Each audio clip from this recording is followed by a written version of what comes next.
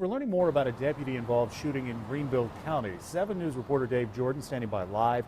Dave, the sheriff says his deputy had no choice but to shoot a man in Taylor's last night. That's right, Gordon. Sheriff Loftus said that his deputies feared for their life after Reginald Dogan refused to drop his weapon despite numerous commands. Dogan had to be shot as a result of that. Here's what the sheriff told us at a press conference this afternoon.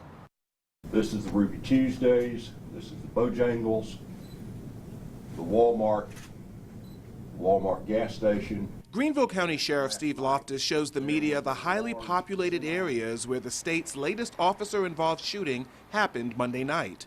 That's when deputies say they received a call of a man waving a gun around at the intersection of East Warehouse Court and Artillery Road. The deputy on the scene gave loud, verbal commands to the subject, telling him to drop the gun and to get on the ground. Sheriff Loftus says 52-year-old Reginald Dogan ignored them and continued to advance. When a backup deputy arrived, Sheriff Loftus says Dogan turned toward him.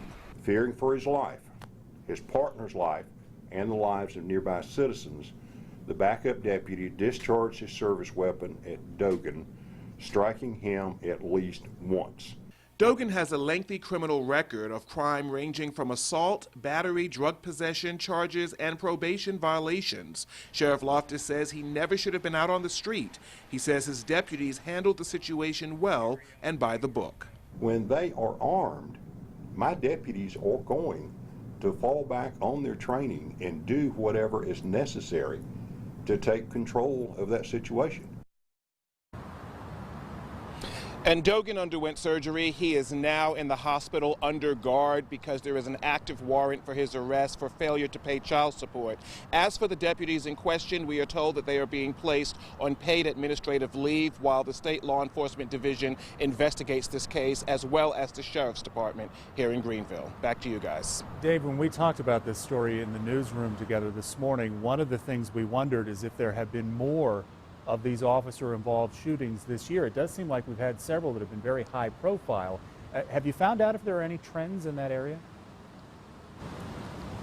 You know, we see these all the time and we hear about them, and maybe the talking of them, there seems to be more than there are. But I spoke with SLED earlier today. They told me that so far there have been 14 officer-involved shootings across the state. That is right in line with where we were over the last 2 years at about this time. There were 15, and they ended the year last year at 48 and the previous year at 42. So even though it seems like a lot, we have not seen any new trends of this happening more frequently.